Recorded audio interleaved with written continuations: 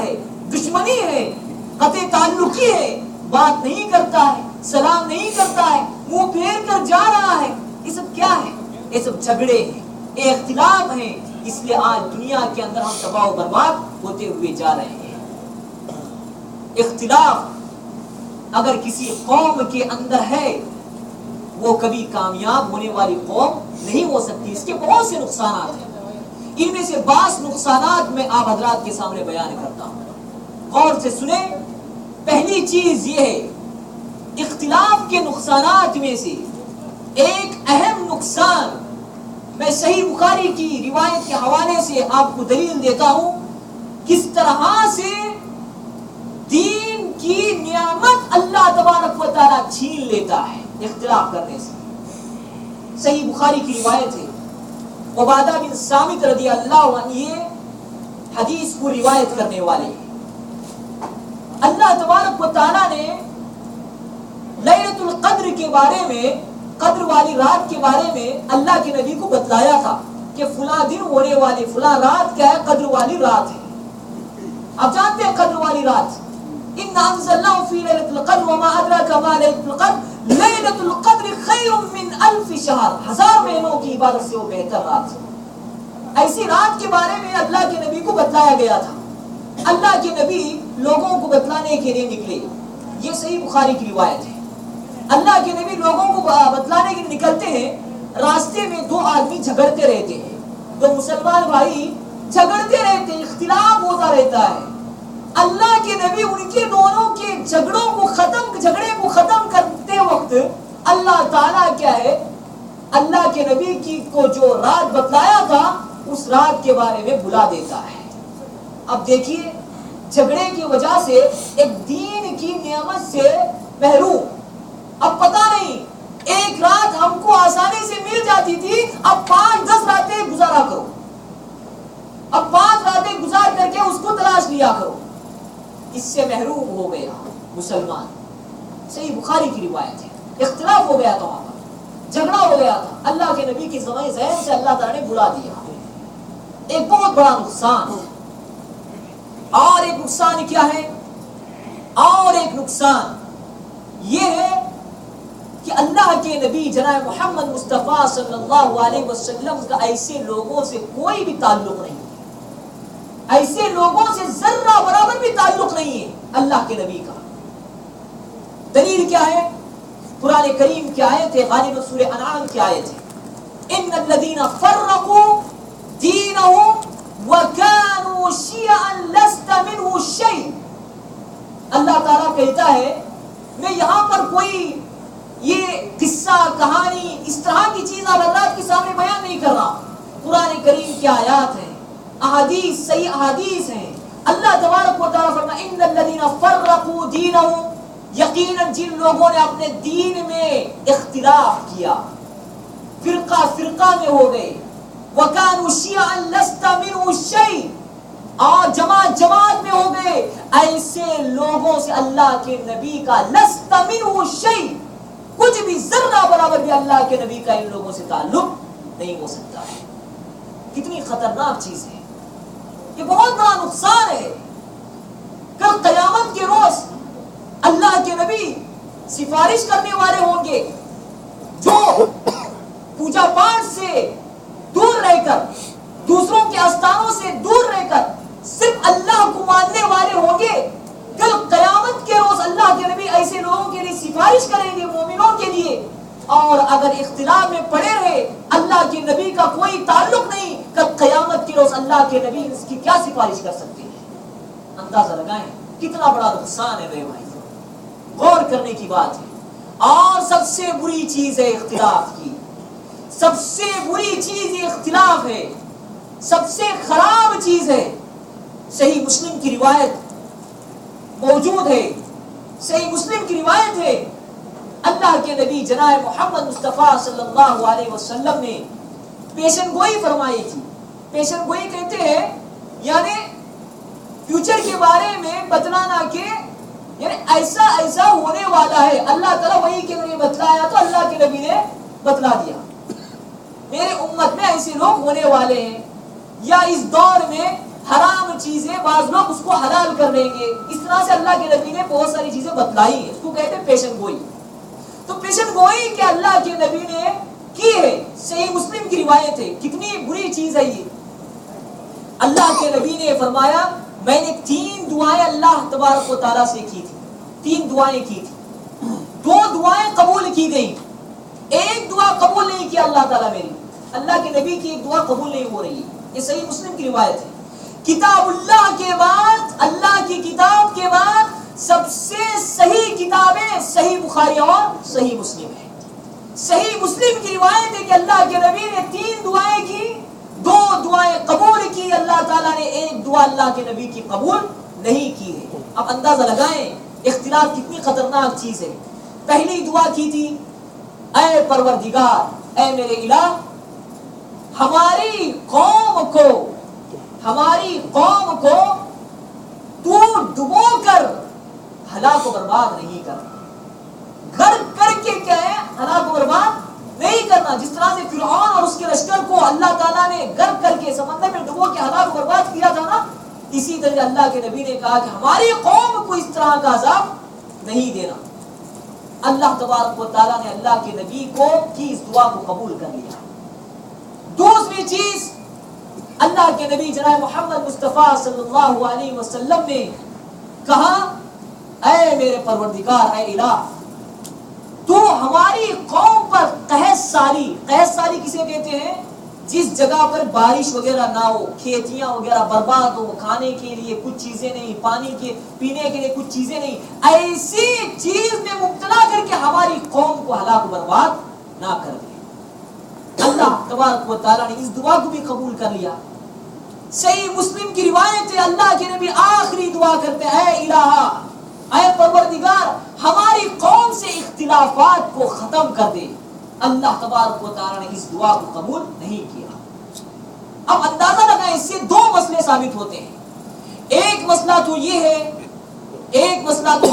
کتنا بھی بڑا بزرگ کیوں نہ ہو, کتنا بھی بڑا عالم کیوں نہ ہو, وہ اللہ سے اگر دعا کیا, اللہ اگر دعا نہ قبول کرنا چاہے تو کیا ہے, دعا قبول نہیں ہو سکتی.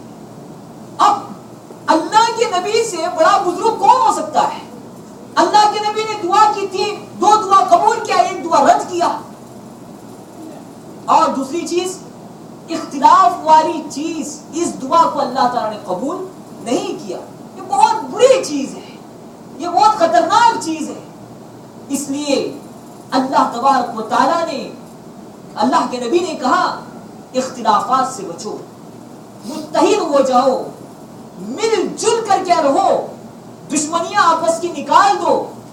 اس طرح سے دشمنیاں اور اختلافات ایک قوم کو تباہ و برباد کر کے رکھ دیتی ہے. اور اسی طریقے سے دیکھیے نقصان, ترمذی شریف کی روایت ہے. ترمذی شریف کی روایت ہے اللہ کے نبی نے اس میں بھی پیشن گوئی کی تھی. کیا پیشن گوئی کی تھی؟ بنی اسرائیل کے نقش قدم پر, بنی اسرائیل جس طرح سے چلتے تھے اسی طریقے سے میری امت پر ایک دور آئے گا کہ میرے امت کے لوگ ان کے قدم بقدم چلیں گے. وہ جس طرح سے کرتے تھے اسی طرح سے میری امت کے کچھ لوگ کیا ہے, ایک وقت کرنے لگے. بنی اسرائیل نے اپنی ماں کے ساتھ زنا کیا, ہماری امت میں بھی ایک دور ایسا آئے گا کہ وہ بھی اپنی ماں کے ساتھ زنا کرنے لگے. آج ہے حقیقت میں اللہ کے نبی کی پیشن گوئی کبھی جھوٹی نہیں ہے. اللہ کے نبی کی پیشن گوئی سچ ثابت ہوئی ہے. آج ماں بیٹی کے ساتھ بھی زنا کیا جاتا ہے. دنیا کا اگر اندازہ لیا جائے, اخبارات کو اگر پڑھا جائے, پیپروں کا اگر مطالعہ کیا جائے تو پتہ چلتا ہے جگہ جگہ کہ فلاں لڑکے نے اپنی ماں کے ساتھ منہ کالا کر دیا ہے, زنا کیا ہے. فلاں لڑکے نے کیا ہے اپنی بہن کے ساتھ کیا منہ کالا کر دیا ہے. یہ کس کی چیز ہے؟ یہ بنی اسرائیل کی چیز ہے. اللہ کے نبی نے پیشن گوئی کی تھی کہ ایک وقت آئے گا میرے امت پر وہ بنی اسرائیل کے نقش قدم پر کیا چلیں گے, جیسے کہ چپل کے جو 2 نالے ہوتے اوپر, اسی طرح سے ایک دوسرے کے چلیں گے. بنی اسرائیل جس طرح چلتے تھے اسی طرح سے ہماری امت کے اوپر بھی ایک دور ایسا آنے والا ہے. اور وہ دور کیا ہے ہم دیکھ رہے ہیں. آج اور اللہ کے نبی نے اسی حدیث کے اندر فرمایا بنی اسرائیل 72 فرقوں میں بٹ گئی، 72 فرقوں میں کہ بٹ گئی، میری امت 73 فرقوں میں کیا بڑھ جائے گی، 72 فرقے جہنم میں، ایک فرقہ جنت کے اندر جائے گا۔ صحابہ نے پوچھا ہے پیغمبر علیہ السلام یہ جو آپ کہہ رہے ہیں کہ 72 فرقے جہنم میں اور ایک فرقہ جنت میں، ایک فرقہ کون ہو سکتا ہے؟ اللہ کے نبی نے فرمایا ما انا علیہ واصحابی، جس طریقے پر میں اور میرے صحابہ چلے ہیں اس راستے پر جو چلیں گے وہ فرقہ، وہ جماعت جنت کے اندر جانے والی ہے، دوسری جماعتیں جنت کے اندر داخل ہونے والی نہیں ہو سکتی ہے۔ یہ اللہ کے نبی نے کھلے الفاظ میں کہا ما انا علیہ واصحابی، جس پر میں ہوں اور میرے صحابہ ہیں۔ صحیح مسلم کی روایت ہے، عبداللہ ابن مسعود رضی اللہ عنہ حدیث کے راوی ہیں، اللہ کے نبی نے فرمایا خیر الناس قرنی ثم الذین یلونہم ثم الذین یلونہم، لوگوں میں سب سے بہتر لوگ میرے زمانے کے لوگ ہیں، اللہ کے نبی نے کہا۔ اب میرے زمانے کے سے مراد اللہ کے نبی کا زمانہ، اللہ کے نبی اور صحابہ اکرام مراد ہیں۔ خیر الناس قرنی ثم الذین یلونہم، پھر وہ لوگ جو ان سے قریب ہوں، وہ لوگ تابعین کہا جاتا ہے، یعنی صحابہ سے جنہوں نے کیا علم حاصل کیا، تعلیم حاصل کی، ان کو تابعین کہا جاتا ہے، وہ لوگ ہیں اچھے۔ ان سے جو قریب ہیں اس سے بہتر کون ہے؟ تبع تابعین ہیں، جنہوں نے تابعین سے علم حاصل کیا ہے۔ پھر اس کے بعد محدثین، یہ لوگ۔ تو اللہ کے نبی نے کھلے الفاظ میں کہا کہ سب سے بہتر لوگ میرے زمانے کے لوگ، یعنی میں اور صحابہ، تابعین، تبع تابعین۔ اگر لوگ میرے اور میرے صحابہ کے طریقے پر کیا عمل کریں گے، ایسے لوگ کیا ہے جنت میں داخل ہو جائیں گے، ایک فرقہ ہے بس۔ پھر اس کے بعد سارے لوگ کیا جہنم میں جانے والے۔ اللہ کے نبی نے کھلے الفاظ میں کیا یہاں پر فرما دیا ہے۔ اگر ہمیں عقل ہے، اللہ تعالیٰ نے ہمیں دانائی دی ہے، ہمیں سوچنے کی ضرورت ہے میرے بھائی۔ ہم دنیا کے اندر جو چلتے ہیں، زندگی بسر کرتے ہیں، آنکھ بند کر کر کے فلاں امام نے کہا، فلاں نے کہا، لے لیے، ایکسپٹ کر لیے، اس کو قبول کر لیے، یہ چیز صحیح نہیں ہے۔ بلکہ دیکھیں کہ اللہ نے کیا کہا ہے، نبی نے حدیث میں کیا فرمایا ہے، صحابہ نے نبی کے بتلائے ہوئے طریقے کے مطابق کس طرح سے عمل کر کے دکھایا ہے۔ اس منہج کو اختیار کرنا چاہیے، اس طریقے کو اختیار کرنا چاہیے۔ اگر ہم نے عقل کو یوز کیا تو پھر یہ کامیاب ہونے والے نہیں ہیں، کیونکہ اسلام میں عقل کا دخل نہیں ہے، عقل کا دخل نہیں ہے۔ یہیں پر ایک شخص سے میری ملاقات ہوئی تھی، اس نے کہا، وہ بزرگ آدمی تھے، اب پتہ نہیں کہ پڑھے لکھے تھے یا نہیں، میرے سے کچھ بات ہو رہی تھی، انہوں نے کہا کہ عقل سے پورا کام لینا چاہیے، یہ آیت حدیث وہ تو ہے لیکن ساتھ ساتھ میں عقل کو یوز کرنا چاہیے۔ میں نے کہا کہ عقل کو اسلام میں دخل نہیں ہے، کیونکہ اللہ اور اس کے رسول کی اطاعت میں کامیابی ہے۔ عقل استعمال کر کے اگر کریں گے، اللہ کے نبی نے کہا کہ موزے کے اوپر جو ہم لوگ ساکس پہنتے ہیں، موزہ پہنتے ہیں نا، اس کے اوپر کیا ہے مسح کرنا چاہیے، اللہ کے نبی نے کہا حدیث کے اندر، اس کے اوپر کرنا چاہیے۔ عقل کیا قبول کرتی ہے؟ نیچے کرنا چاہیے۔ گندی چیز کہاں رکھتی ہے؟ نیچے چیز رکھتی ہے، نیچے رکھتی ہے، یہ عقل کہتی ہے۔ لیکن حدیث کیا کہتی ہے؟ اوپر کرنا چاہیے۔ اگر ہم نے حدیث کو ٹکڑا کر کے عقل کو سامنے رکھ کر نیچے کیا تو پھر اللہ کے نبی کی نافرمانی کی ہم نے، اور جو اللہ اور اس کے رسول کی نافرمانی کیا، وَمَن يَعْصِ اللَّهَ وَرَسُولَهُ، اللہ اور اس کے رسول کی جو نافرمانی کرتا ہے اس کا ٹھکانہ جہنم ہے۔ اللہ اور اس کے رسول کی نافرمانی کرنے والا کہاں پر جنت میں نہیں جائے گا بلکہ جہنم میں جانے والا ہے۔ اس لیے انسان کو چاہیے اللہ اور اس کے رسول کی اطاعت کرنا چاہیے۔ شروع میں نے آپ حضرات کے سامنے سورہ نساء کی آیت پڑھی تھی، یا ایھا الذین آمنوا اطیعوا اللہ واطیعوا الرسول وَأُولِي الْأَمْرِ مِنْكُمْ، اس پر غور سے آپ لوگ اس کو سمجھیں کہ کس طرح سے رزلٹ سامنے آتا ہے۔ اے ایمان والو، اللہ کی اطاعت کرو، اللہ کی بات مانو اور نبی اکرم صلی اللہ علیہ وسلم کی بات کو تصدیق کرو۔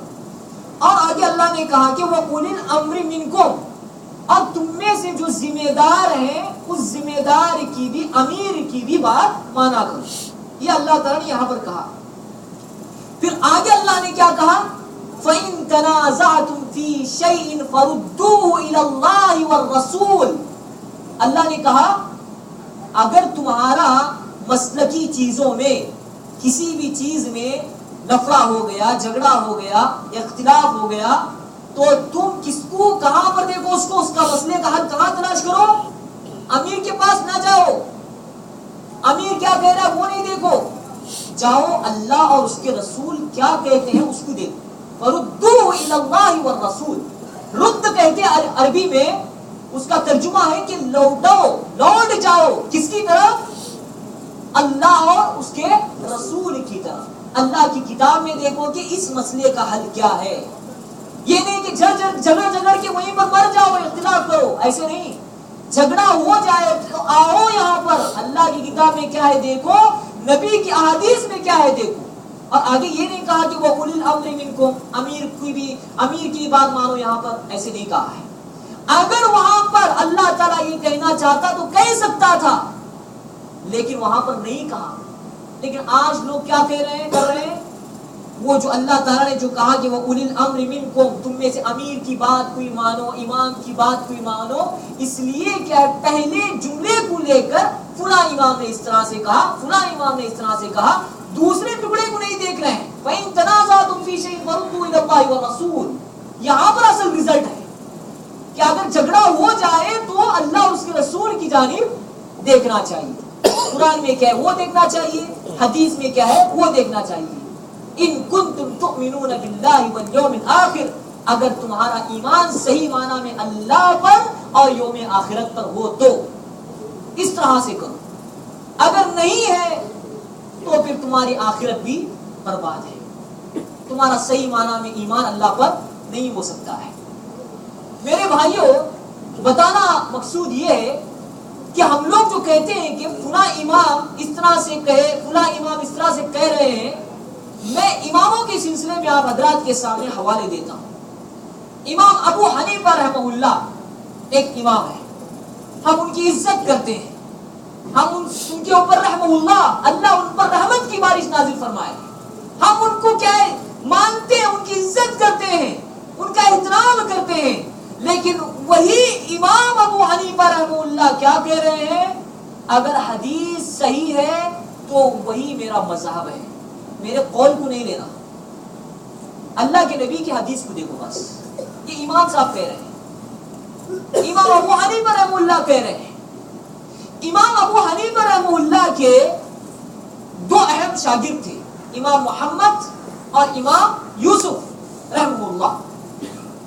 امام یوسف رحمہ اللہ فرماتے ہیں کہ امام ابو حنیفہ رحمہ اللہ، میرے استاد نے کہا مجھ سے، کیا کہا، میں جو کچھ کہتا ہوں اس کو ایسے ہی لکھ لیا مت کرو، کیونکہ میں آج ایک فتویٰ دیتا ہوں تو کل اس سے رجوع کر لیتا ہوں، کل یہ ایک فتویٰ دیتا ہوں پرسوں اس سے رجوع کر لیتا ہوں، میرے سے غلطی ہوتی ہے۔ امام ابو حنیفہ رحمہ اللہ اپنے شاگرد سے بول رہے ہیں۔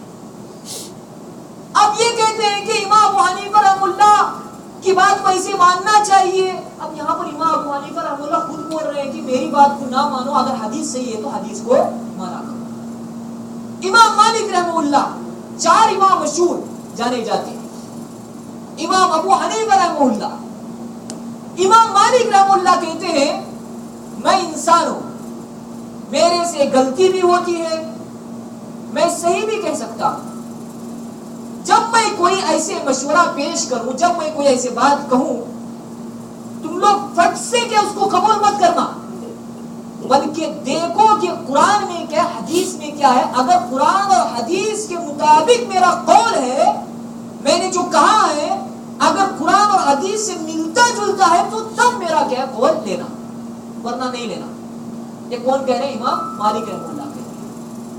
اسی طریقے سے امام شافعی رحمہ اللہ کہتے ہیں، غالباً یہ ان کا قول اعلام الموقعین جو امام ابن قیم رحمہ اللہ، امام ابن تیمیہ رحمہ اللہ کے شاگرد تھے، انہوں نے کتاب لکھی، اس کے اندر ایک قول موجود ہے غالباً. وہ کہتے ہیں امام شافعی رحمہ اللہ، تم میری کتاب میں کوئی ایسا قول دیکھو، ایسی بات دیکھو جو اللہ اور اس کے رسول کے فرمان سے ٹکراتا ہو تو میرے قول کو چھوڑ دینا، اللہ اور اس کے رسول کی بات کو لے لینا.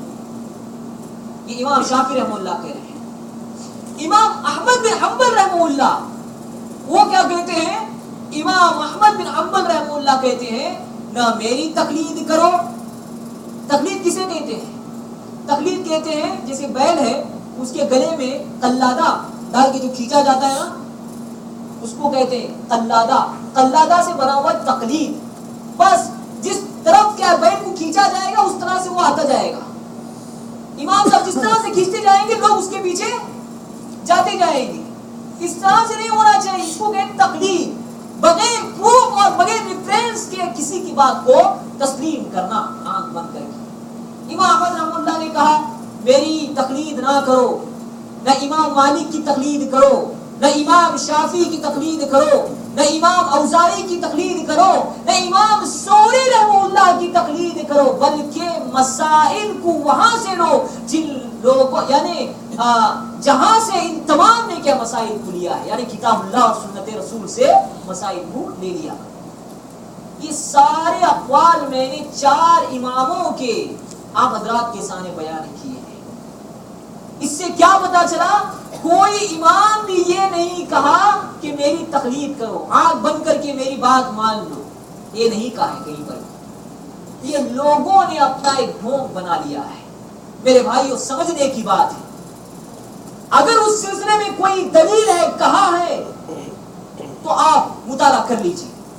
اگر کبھی معلوم ہو جائے تو میرے کو بتائیے، میں بھی تقلید کر لوں گا انشاءاللہ. لیکن ایسی کوئی بات نہیں. اللہ تبارک و تعالیٰ نے قرآن کے اندر کیا کہا؟ وَمَن يُشَاقِقِ الرَّسُولَ مِن بَعْدِ مَا تَبَيَّنَ لَهُ الْهُدَىٰ وَيَتَّبِعْ غَيْرَ سَبِيلِ الْمُؤْمِنِينَ نُوَلِّهِ مَا تَوَلَّىٰ وَنُصْلِهِ جَهَنَّمَ وَسَاءَتْ مَصِيرًا.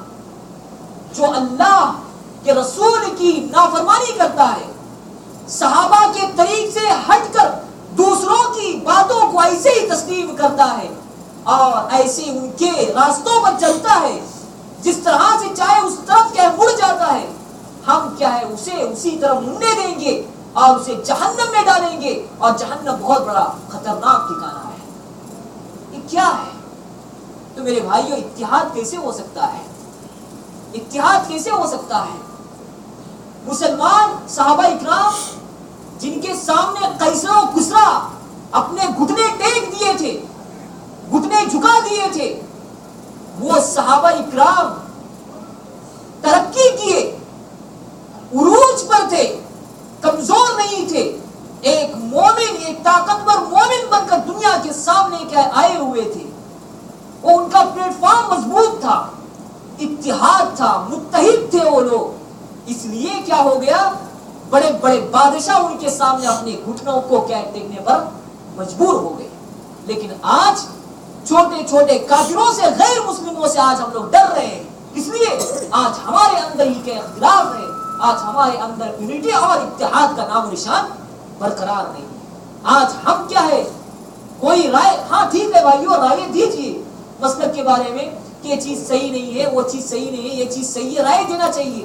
لیکن رائے دیتے وقت اگر کچھ ہو گیا گڑبڑی ادھر ادھر تو پھر ہم لوگ کے دشمنی کر لیں گے، یہ بھی چیز نہیں ہونا چاہیے. صحابہ اکرام بھی ایک دوسرے کے بارے میں رائے دیتے تھے.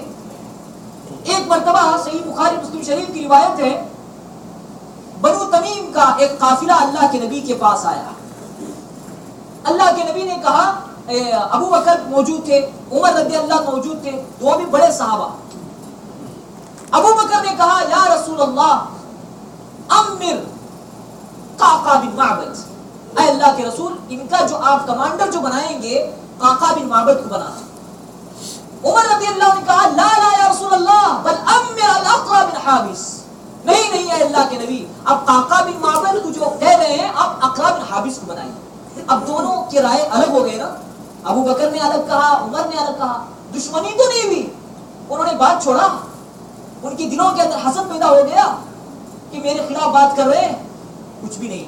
آج ہماری کمزوری اسی میں ہے، ہم لوگ رائے دیتے ہیں، رائے دینا چاہیے لیکن جسم کو الگ نہیں کرنا چاہیے، دل کے اندر محبت ہونا چاہیے۔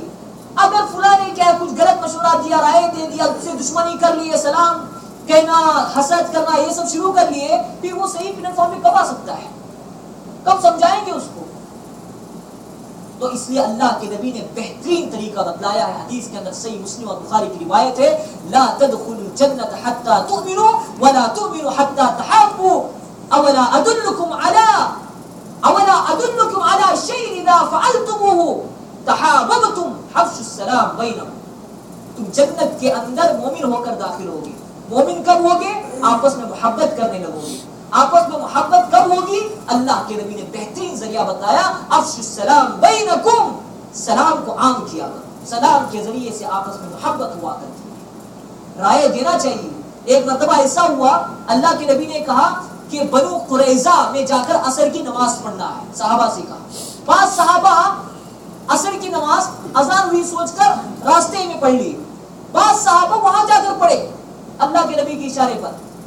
اب وہاں پر رائے میں اختلاف ہو گیا، بعض نے بیچ میں پڑھ لیا، بعض لوگ تو وہاں جا کر پڑھ لیے، لیکن دشمنی تو نہیں ہوئی نا، صحابہ نے دشمنی تو نہیں کیا، وہ بعض صحابہ کو سلام کہنا کہ چھوڑ دیا، ایسا تو نہیں ہے۔ یہ ہماری کمزوری ہے، یہ آج ہماری کمزوری ہے۔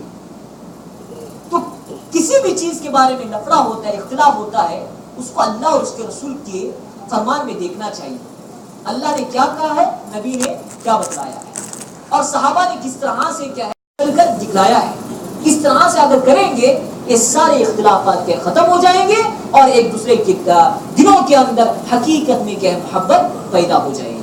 اللہ سے دعا ہے اللہ تبارک و تعالی تمام کو اتحاد اور اتفاق کے ساتھ رہتے ہوئے زندگی بسر کرنے کی توفیق عطا فرما، ہمارے آپسی دشمنیوں کا خاتمہ فرما، جب تک ہمیں دنیا کے اندر ایمان کے ساتھ رکھ، جب ہمارا خاتمہ ہو بالخیر ہو، آمین۔ بارک اللہ لنا ولکم فی القرآن العظیم ونفعنا وإیاکم بالآیات والذکر الحکیم، انہ تعالی جواد کریم بر الرؤوف الرحیم ورب الحلیم۔ اس پر کیا